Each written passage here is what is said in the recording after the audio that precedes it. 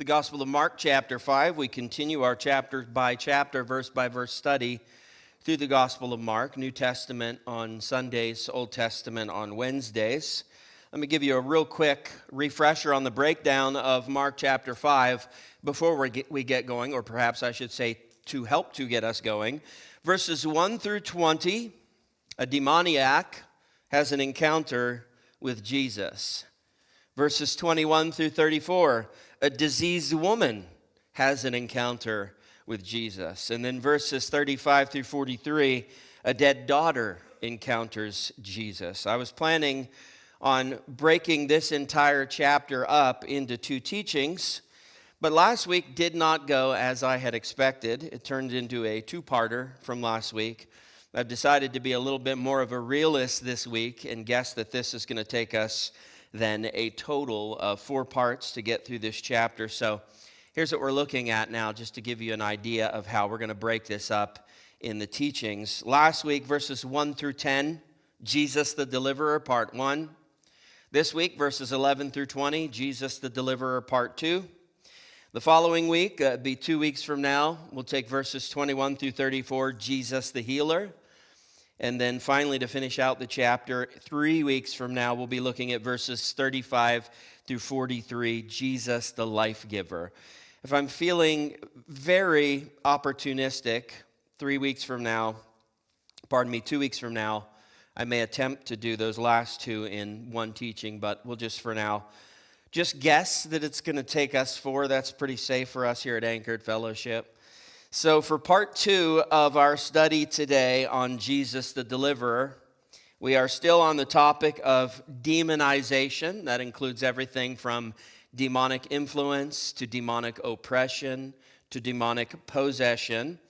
And we see here that in the story, Jesus and his disciples have successfully crossed the Sea of Galilee, the narrow part of it, 7 miles straight across from the west coast to the east coast. They have landed in a location known as the Gerasenes, according to the ESV, the older manuscripts of the Old Testament and New Testament Greek, or the Gadarenes in some of the older translations and more recent manuscripts, the ones that aren't quite as old. So Gerasenes or Gadarenes, that's where Jesus and the disciples are now. Once they arrive, they are met by this man who was, as the scripture says in the Greek, demonized.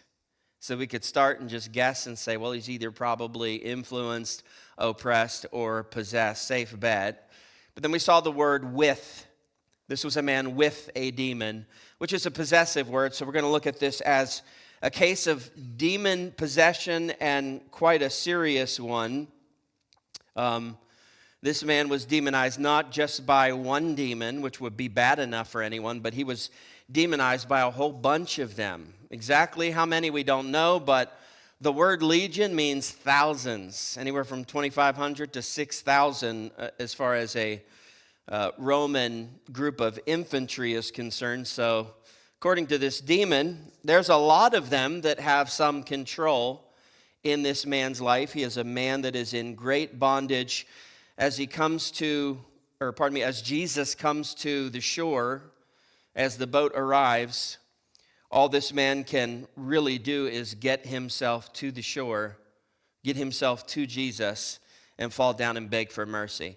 And that's going to be good enough for the Lord. The Lord is going to interpret that. You know, just like we're taught that the Holy Spirit can help us pray, in the sense that he can even pray through our groanings, our sighs. When you don't have the words to pray, the Holy Spirit can interpret those. The Lord's really smart, in case you hadn't figured it out. Very smart. He can interpret those prayers that we can't even muster up words to pray. And he sees this man in desperate condition with just enough control to get to Jesus and fall down at his feet before the demons take over and begin to talk to Jesus. And so Jesus is going to respond. Now, we're in the middle of this battle between Jesus and these demons that are possessing this man. If you can call it a battle, it's not much of one. We're going to go into that in just a minute after we read verse 12. But Jesus has already given the command for this unclean spirit, at least the one, to come out of this man.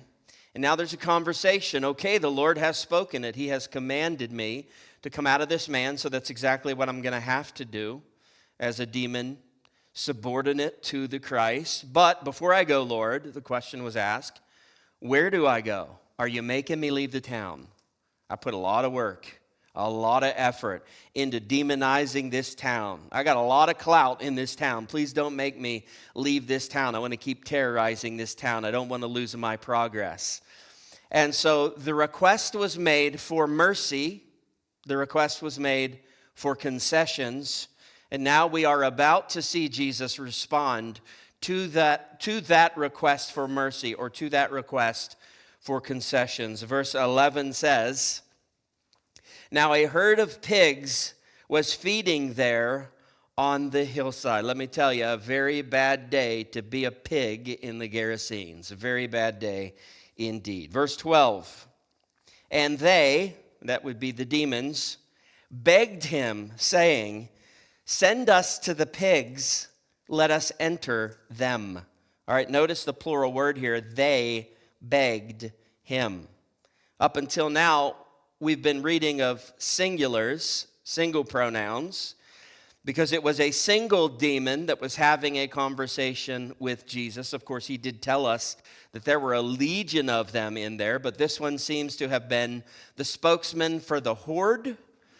Until now, we read that they were begging Jesus. They, multiple demons, perhaps many, many demons, all speaking through this man at one time. You know, this is like something that you see in a scary movie. Back in your heathen days when you watch horror movies, you know, this is like something you'd see in there where a person is speaking and it sounds like there are many deep, gravelly voices coming out of that individual. That's a real thing. We just read about it. I know they put it in movies, and sometimes you think, well, fiction is fiction. Sometimes that fictional stuff has some background to it and some basis to it. That's a case of it. These are many demons all crying out through this man at one time. I don't even want to try to imagine what that would have sounded like. Probably would have scared some of us to some extent. Pretty creepy sounding thing if you ask me, but Jesus, of course, is not moved by that. Don't overlook the fact that these demons had to beg Jesus for permission. Anything that they wanted to do at this point, because he had issued a command, they had to beg Jesus for those permissions. So there is no confusion in the demonic realm about where they stand in relation to Jesus, the Son of God. They know he's the Son of God. They know that he is God. They know that they are nothing more than the same thing we are, in a sense, the fallen creations of this one, Jesus, who was walking the earth round about 30 to 33 AD. So no disillusions about it. They understand who he is. They know who they're talking to. They know that there is just no chance of them having any kind of degree of success in spiritual warfare against the Son of God. Now, Satan versus Jesus, it's just not a fair fight. They're not in the same category. This is creator and created thing. This isn't a close competition at all. Now, if you put Satan, the fallen angel Lucifer, up against Michael the archangel, now I think you got a fair fight. Now I think Satan can hold his own against Michael the archangel. That's pretty fair fight, I think. And for those occasions where the Lord would let those two duke it out without intervening, I would think that Satan can perhaps, put up a very fair fight and make that a close one, to the point where you'd kind of be wondering who's going to win this. It's pretty close. It's pretty contested. Now, that may sound like a ridiculous statement to you, that I would even suggest that the Lord would let these two duke it out and just kind of not intervene for a while. But I assure you, that's not a ridiculous statement at all. That's actually something that we see in the Scriptures given out to us, taught to us as something that probably does happen, but for sure has happened in the past. So we just have to conclude that there's a whole lot of stuff about the spirit realm that we don't fully understand. We have what we need to know in the Scriptures. There's a lot of stuff. like with the hierarchy of it all and how spiritual warfare goes and how that plays out. There's a lot of stuff about it that we don't fully understand. But we do have an actual biblical account of an occurrence of something pretty similar to what I just stated. And that would be Satan and Michael the archangel battling it out. Well, I would suggest it's Satan, but this is from Daniel chapter 10. And in that chapter, Daniel is receiving a vision. First of all, he sees a vision of the Christ. And that's in verses 5 and 6. We know that's the Christ because that's the exact, well, almost the exact description that Daniel gives us as compared to the one that John the Revelator gives to us in the book of Revelation about the Christ. And we know John's revelation is about the Christ. So, yes, we believe verses 5 and 6, Daniel has a vision of the Christ, the Son of God, the Messiah. Then in verse 10, the messenger angel in this story arrives to deliver a message to Daniel. And he says a very peculiar thing when he gets there. First of all, we would guess that this angel, this messenger, this holy angel is Gabriel, just because he always seems to be the messenger angel in the scriptures. Anytime something big, anytime something important, something worth recording in the Bible is being delivered to an individual. But regardless of who that messenger angel is, he shows up and he explains to Daniel that he was delayed because of a battle in the angelic realm. He explains that there was a battle with the angelic ruler over Persia. You know, when Paul talks about spiritual warfare being against principalities and spiritual rulers in heavenly places, that's the kind of stuff we're talking about here. So this ruler over Persia, we're not talking about an earthly king. We're talking about a spiritual ruler, someone assigned to that region, Persia, to control it, to rule over it. And we could guess that that is Satan. That tends to be my guess, but maybe it's not Satan. For sure, it is a demonic creature of some sort. So Satan, demons, you have a pretty fair comparison of strength and spiritual warfare there. You have a holy angel trying to get a message to Daniel. You have a fallen angel, a demon trying to delay him, trying to hinder him.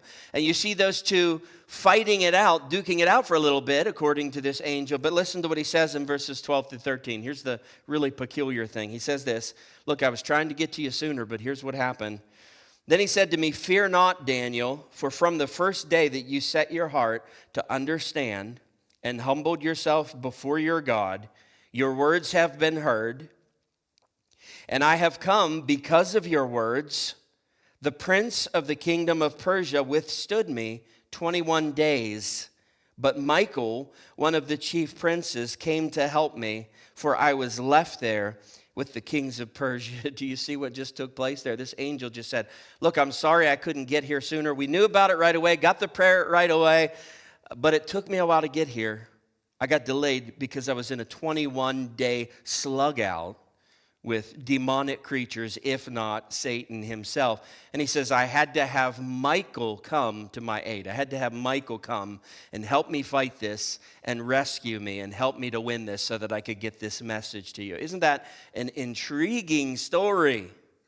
Very intriguing. First of all, this sounds like Gabriel to me, because Gabriel in the scriptures, he's never in a battle situation. He's not known as a warrior angel. He's known as a messenger angel. You know, he's the one that delivered the news to Mary, to Joseph of the Christ.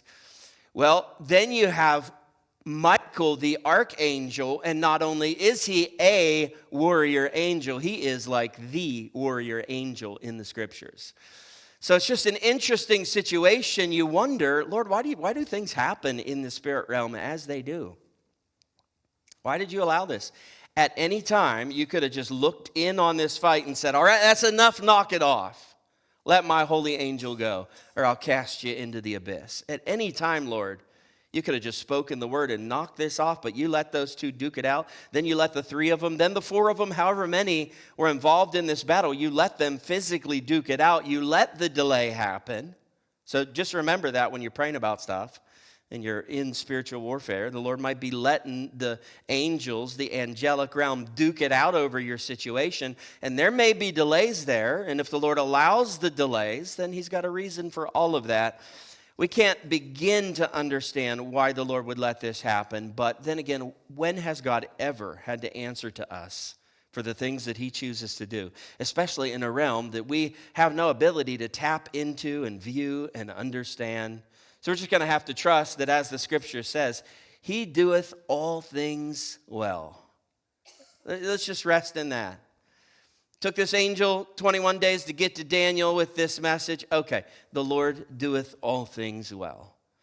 It takes the Lord a while to break through and give you the victory in that battle that you're going through. Okay, but the Lord doeth all things well. Let's just rest in that and trust him with the timing of all of this. But this battle here that we're talking about, it's not going to be anything like that, because it is Jesus, the Son of God, against one of his fallen creatures.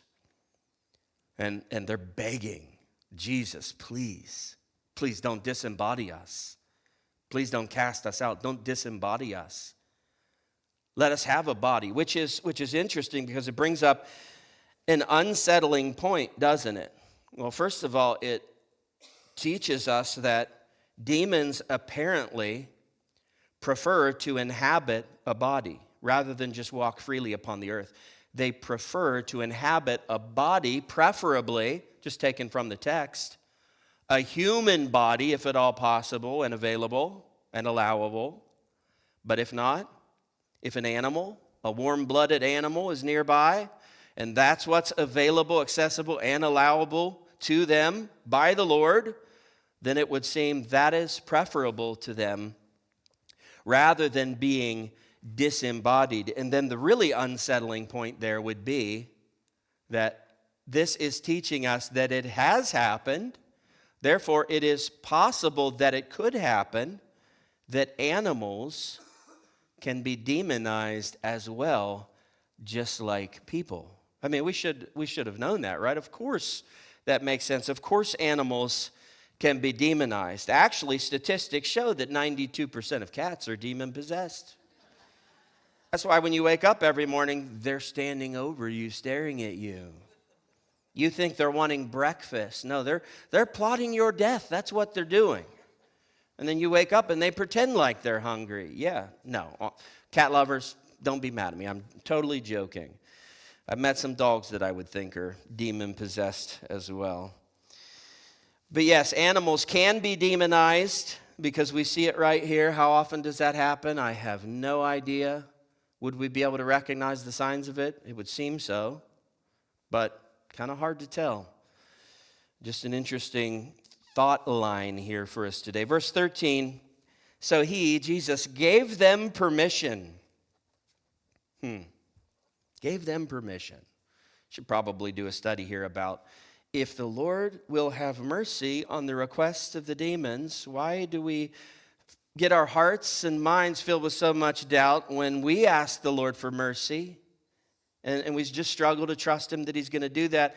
But that's a study for another day, so let me continue to read in verse 13. So he gave them permission, and the unclean spirits came out and entered the pigs, and the herd, numbering about 2,000 pigs, rushed down the steep bank into the sea and drowned in the sea. Real quick, Anchored Fellowship, there are far better recipes for deviled ham online than this. It won't even involve demons whatsoever. So I would encourage you to find one of those recipes online. Okay, that was my deviled ham joke. Did I say deviled eggs? I said ham? Okay, good. I should have just shut up. I was fine. I promised myself I wouldn't make the deviled ham joke, but I did anyway. So there it is. Seriously, though, this is a very short-lived demonic inhabitation, isn't it? Very short-lived. And you might think that that detail is insignificant, but it's not. It's a very significant detail, at least to me, because it shows the ultimate end of satanic and demonic influence and control. This is it. This is This is the whole thing in a snapshot. This is always the direction that Satan is going with a life when that life gives him some influence, some control of some sort, some persuasion in the heart and in the mind, in the life and in the action. This is always the direction that it's going. Like if you had a plan A to plan Z, this is the Z. This is where he wants to get every single person that he can influence and control, and that would be to the state of destruction. We're told in John chapter 10, verse 10, that the thief comes only to steal and kill and destroy. That's a great description of Satan himself and the demonic realm as well. That's it. Now, the process usually takes longer than that in human beings because in human beings, there is a will involved. And even the weakest willed human beings, there is still a will there. And so there can be resistance to the demonic control, and that can go on for a very long time. A person could eventually pull out of that and kind of win that battle of wills, or they could slowly and gradually succumb to it. I will say I wouldn't want to even get involved in that process because Satan and the demonic realm, they are masters at wearing you down, grinding you down, and getting to the point where you throw your hands up and say, I give up. I don't even care anymore. So that's the process. Slower in human beings. Is this always the case in animals? Is it always this quick of from demonic possession to ultimate destruction? I don't know, hard to say. There's a lot about this we don't know, but going by what we see here, we just see that process of destruction very well. Verse 14, the herdsmen fled and told it in the city and in the country, and people came to see what it was that had happened. So you're probably going to think I'm joking about this, but honestly, they wanted to let the community know that the bacon and the ham deliveries were going to be delayed for a while because the pig business here, the pig industry has taken a real hit over the loss of these 2,000 pigs. The herdsmen would be the hired hands that were responsible for feeding and watering these pigs, probably butchering them and selling them for meat as well. But there would be an owner here as well, an owner of a business, an owner of a farm, an owner of this particular shop that is dealing in pig meat of some sort. But the short of it is that this entire pig farming business is out of a lot of money here because of the loss of 2,000 pigs. I don't care what you're farming. I don't care how big your farm is. If you lose 2,000 animals in one fell swoop, aren't you in trouble, Tyler? I think you're in trouble. That's bad. That's really bad for your business. That's really bad for your bottom line, and that's what the town has got to deal with here. Now, there's a lot of speculation on why it is that the Lord let these 2,000 pigs dive into the water to their deaths. And a lot of times you'll hear something to the effect of that we believe these business owners, these farmers, these herdsmen were Jewish and probably were selling to Gentiles in the region, and therefore what they were doing was actually against the law of Moses. So the Lord was actually doing them a favor by letting these pigs drown and killing off at least a huge portion of their business, if not all of their business, in that he was instantly bringing them into a place of compliance with the law of Moses. But I don't see that. And the reason I don't see that is because in a few short years from now, the Lord's going to take the whole kosher diet from the Old Testament. He's going to throw it out the window, and he's going to tell Peter, slay and eat. Eat whatever you want.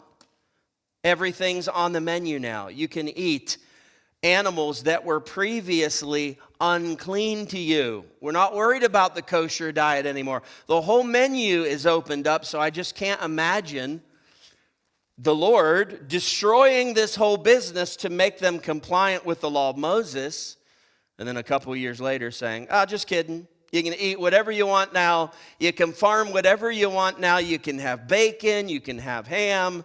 I just can't imagine the Lord doing that. So my conjecture here would be that this is a Gentile business. These are Greeks from the region, the Decapolis, the 10 cities. This is predominantly a Gentile run and Gentile operated from seller to purchaser, and that we just have to settle on the fact that we don't know why the Lord did this. We have to trust him that he does all things well. If he wants to let 2,000 pigs die on that day, he can let 2,000 pigs die. And I'm sure if he could articulate it to us, he'd have a very good reason that would make sense to us. But we trust the Lord with these things. So verse 15, and they came to Jesus and saw the demon-possessed man, the one who had the legion, sitting there. Now Luke adds this, that he was sitting at the feet of Jesus. So sitting there, reading on, what else? What else did they notice about this guy? Clothed. He's clothed. Always a good thing when you're in public. Luke also tells us that this man was always naked. So this is improvement.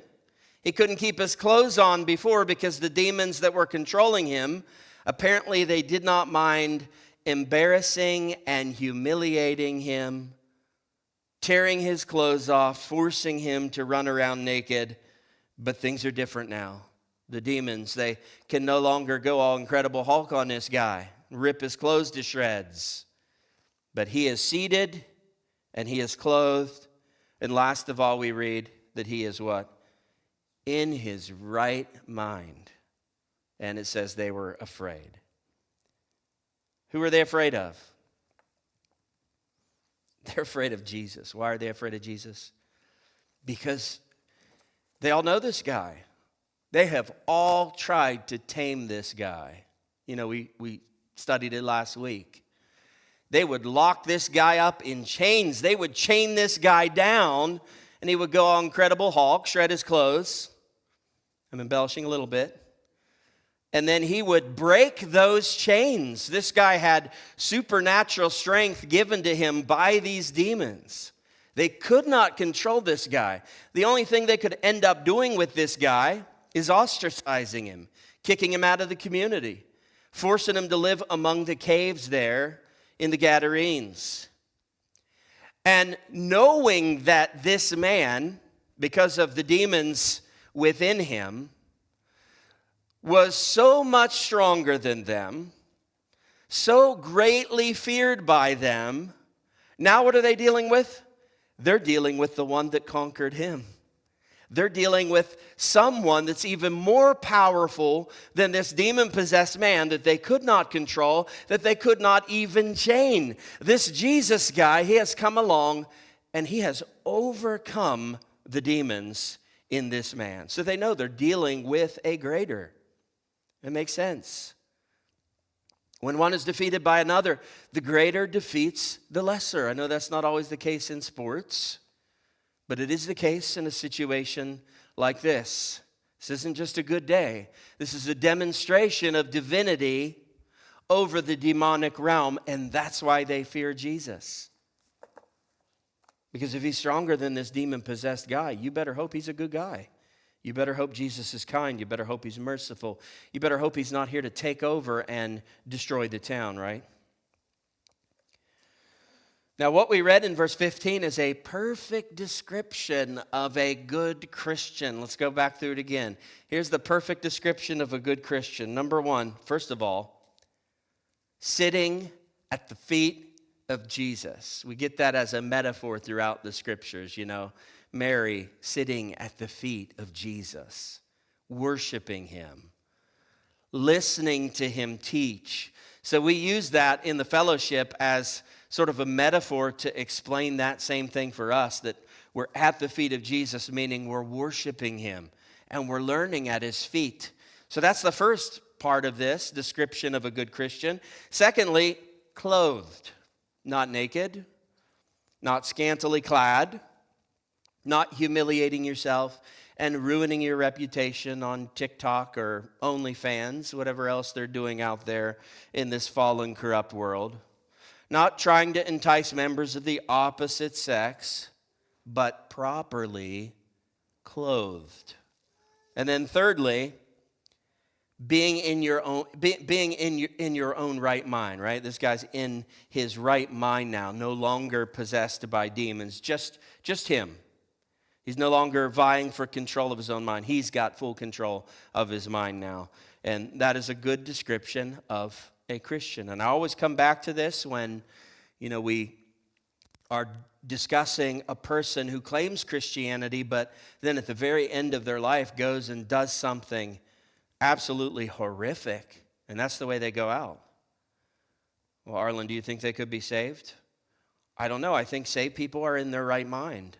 I don't think your last action should be doing something that clearly communicates that you're out of your mind. I think if you're a Christian, these three things make sense to you. They fall into place. This is stuff that the Lord sanctifies into your heart and into your life. I love seeing the before and after videos online of influencers who are first anti-Christ or agnostic or just really rebellious, and then they end up converting and become Christians.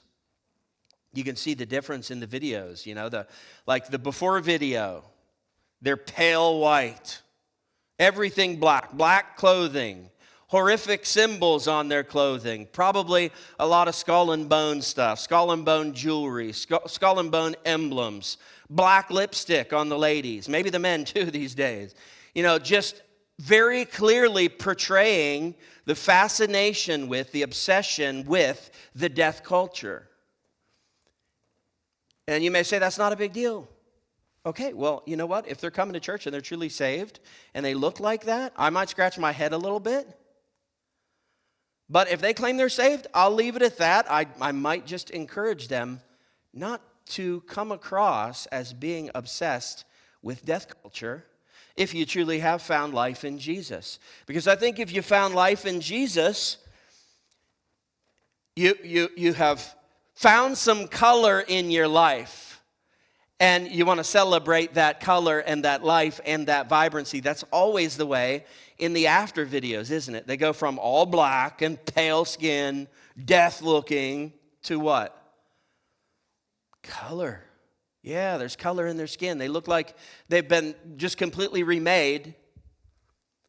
There's color in their clothing. It's reflecting something. It's showing that they're looking like a normal person. Don't try to tell me there's no normal. There is normal. We can recognize the norms. There are society norms. That's a fact. And it's easy to recognize normals, maybe even more so easy to recognize things that just aren't normal, the things that just aren't healthy. So I love to see that. I love to see those transformations. But I'm telling you, you don't realize how blessed you are today to be sitting here in this service with peace in your heart, with soundness and stability in your mind, maybe a little bit of color. With me, it's going to be something blue, you know that, but a little bit of color. You know how blessed you are to be free as you are? To be in control of your own mind. There are a lot of people that aren't.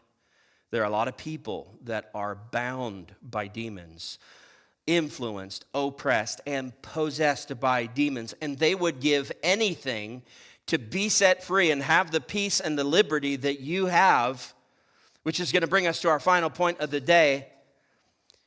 The world is longing to be set free from the bondage of demons, and how are they going to know who can set them free unless us, we Christians, the church, are out there sharing the message that Jesus is the deliverer?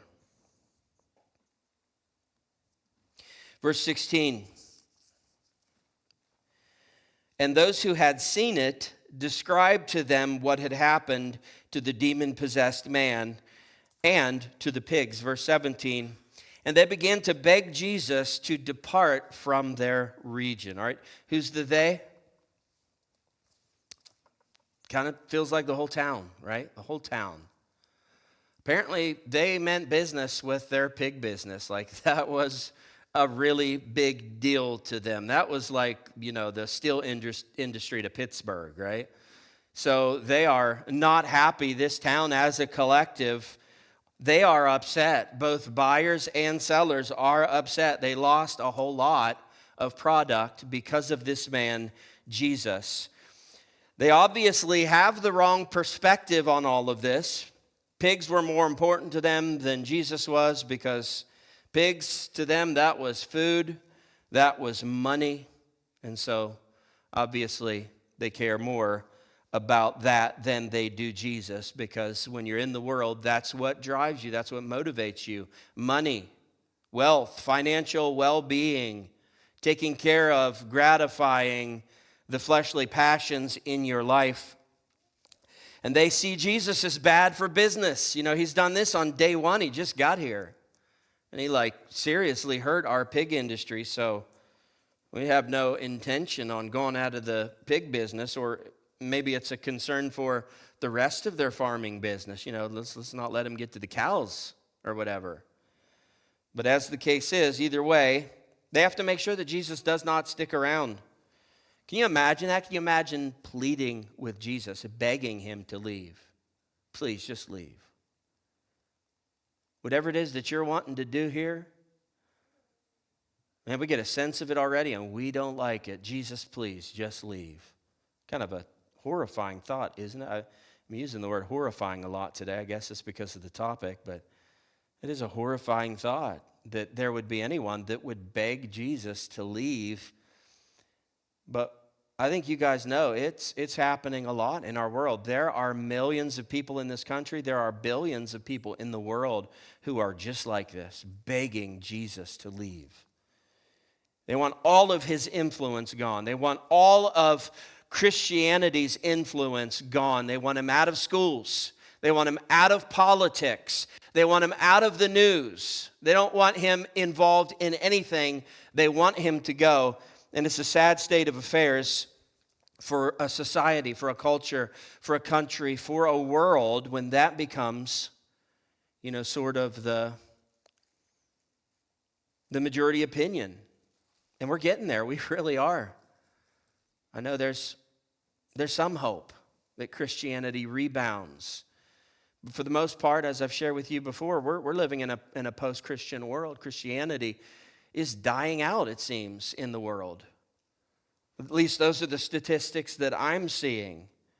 And it's a sad state of affairs. I don't think we should feel bad for this town and losing their pig business. And the only decision that really could be in question here would be the decision to allow these demons to roll off the cliff and into the water and all die.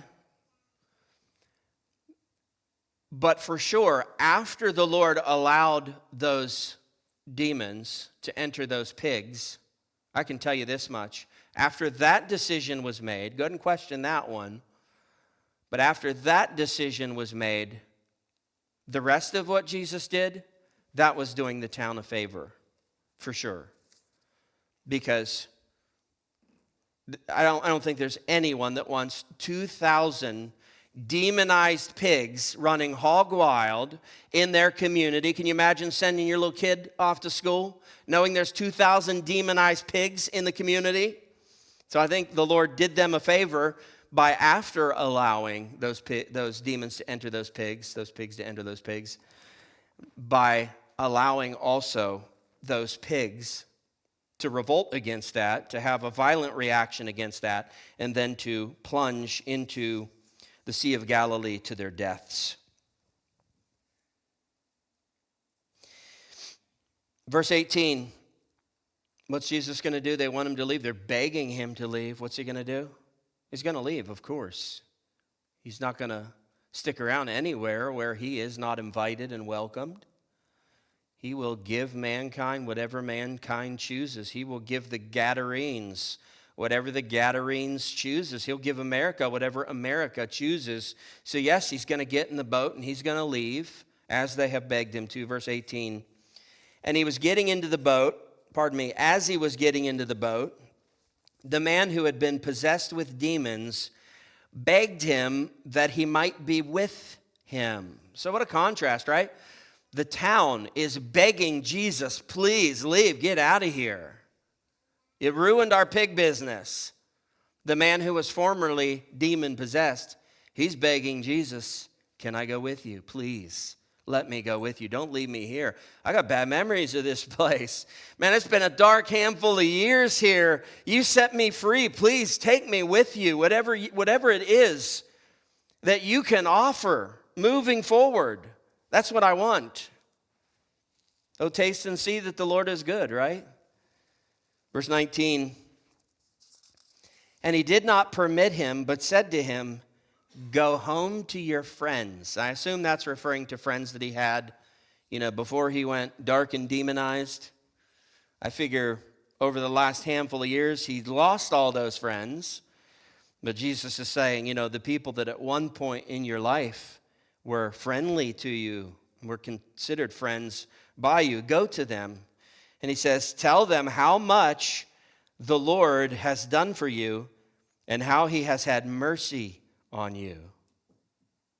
All right, now you cannot take this statement about Jesus refusing to let this man come with him as any kind of metaphoric statement, figurative. You cannot build a sermon out of this other than to say that Jesus would never spiritually forbid someone from following him. Never. This is a physical example on its own. It is purely physical, and it is expressing something different to us. But spiritually speaking, Jesus would never refuse to let someone follow him. We are all invited to follow. It is the highest aim that he has for all of us. And when we take him up and follow him, he will never turn us away. The scriptures promise us that. He will never in no wise turn us away. But this is a very literal case of a man who's had his life transformed by the miracle-working power of Jesus. And Jesus wants him to stick around, not because he doesn't like the guy, not because he's afraid that the disciples will be creeped out by him and have a difficult time sleeping at night, just making sure, Jesus, give us a percentage. How sure are you? Like 100% that this guy's been delivered? Just want to know before I go to sleep. It's nothing like that. This is Jesus wanting this man to stay behind because everyone there knows him. And Jesus wants this guy to go around and share his testimony. A lot of people already know about it because they saw it. There's a whole town, there's a whole region yet to tell, and Jesus wants this guy doing just that, going around to everyone in the community, anyone that he can have a conversation with and give his personal testimony about who he was and what Jesus has done for him. That Messiah came to the shore, and Messiah proved himself to be the Messiah. And this is always the way for us. Once we are seated with him, appropriately clothed in his righteousness, and in our right minds, which would be having the mind of Christ, he wants to use us and our individual testimonies for him. That's what he wants. That's why he didn't zap you to heaven the moment you got saved. He left you here. He left you here because he wants you to share your testimony with others. There are people on the planet that only you can reach. It's your testimony they need to hear. And the Lord wants you to give your testimony to them. They need to hear about what Christ did for you, about who Christ is to you. They need to hear the hope that you found in Christ because of some related thing that they can attach themselves to and say, that's exactly my situation. Or I can relate to that in some way. And if the Lord will do that for this person, then won't he do it for me? I think we understand why he didn't want to leave Jesus. We get that completely. I'm kind of like that on Sundays and Wednesdays. Maybe that's why I talk so long. I just don't want to leave. When we get here in the Lord's presence, I don't want to leave. How much more so when we go to our conferences and retreats? Aren't those amazing just breeding grounds for miracles, wonderful atmospheres where we're just immersed in the blessing and presence of God for however many days it is. You're just there. If you're doing it right, you're not taking work calls. You're not dealing with stresses at home or on the job. You're free from all of that stuff, and you're just away with the Lord. And so in those retreats and in those conferences, we get to where, I don't know that I want to leave, because if I leave, I go back to my daily life hassles and problems. Please don't look at your spouses when I say that. I go back to problems. I go back to life problems. I go back to, being forced to deal with all the negative stuff. I'm just away from it here. I'm ensconced with the Lord in this retreat. I don't want to leave that, so we get that. But, yeah, it may be better for you to stay in that retreat forever until the Lord returns, but it's not better for the world. Because a hurting, dying world is waiting back home to hear the gospel from you. They're waiting to hear the hope of Christ from you. So it is best that we depart from those intimate times of worship and closeness to God to bring the gospel, to bring the word of God to the hurting world around us. Now, please don't miss this before we move on. Did you notice Jesus just referred to himself as Lord? Did you catch that from verse 19? Yeah, go tell everyone you know what the Lord did for you. That's the Greek word kurios. It's the only word we have in Greek for Lord. So it can mean a bunch of different things. It can mean sir, it can mean master, owner, or it can mean Lord in the human sense, like the Caesar was known as kurios, the Lord. But it's also used in the New Testament to refer to capital L-O-R-D in the Old Testament, which is the tetragrammaton, Y-H-W-H, Yahweh, the proper name of God. And you can see that by just taking the references in the New Testament where the word Lord is used, and then going back to the verse that they were referencing, and you'll see Y-H-W-H, Yod, He, Vav, He, or Wow, He, the holy name of God. And it's interpreted, it's translated in Greek with the word kurios. And you add to that the context. What's the context? The Lord who had mercy. He can't be talking about Caesar. He can't be talking about just a ruler or master on the earth. He's obviously referring to his divinity. He's calling himself Yahweh here. That's what he's doing. And then you see also the definite article, not just go tell everyone what a Lord did for you, or my Lord, M-I-L-O-R-D, as they said in olden times, ye olde times. Not just a Lord, not just my Lord, as in sir, but the Lord, the Lord. So yes, Jesus just referred to himself as Yahweh, God. And that's very clear by the context. And I always like to point those out because of the wackos that read through the whole Bible, so they claim, including the New Testament, and say, Jesus never claimed to be God. And no one ever said that Jesus was God. Man, it is all over the place. If you're making statements like that, it's proof to me you're not seriously studying the Scriptures. You're not really even reading carefully. All sorts of claims to the divinity of Jesus in the Gospels and the remainder of the New Testament, many of those from the mouth of Jesus himself. Verse 20, worship team, come on up. It says, and he went away and began to proclaim in the Decapolis how much Jesus had done for him, and everyone marveled. So this guy was not quiet about what Jesus had done for him. This guy after being set free from this legion of demons that was controlling and possessing him, he becomes the Billy Graham of the Decapolis, the Billy Graham of the Gerasenes and the Gadarenes. Decapolis is that 10-city region where the Gerasenes, the Gadarenes, was located. And this guy spreads the word, and he's so successful that when Jesus comes back to this region again, in Mark chapter 7, there's a whole bunch of people, Gentiles, that are waiting for him and wanting to be ministered to by him and wanting to be touched by Jesus. This guy's ministry, post-demonization, was a very successful ministry. He did exactly what the Lord Jesus wanted him to do.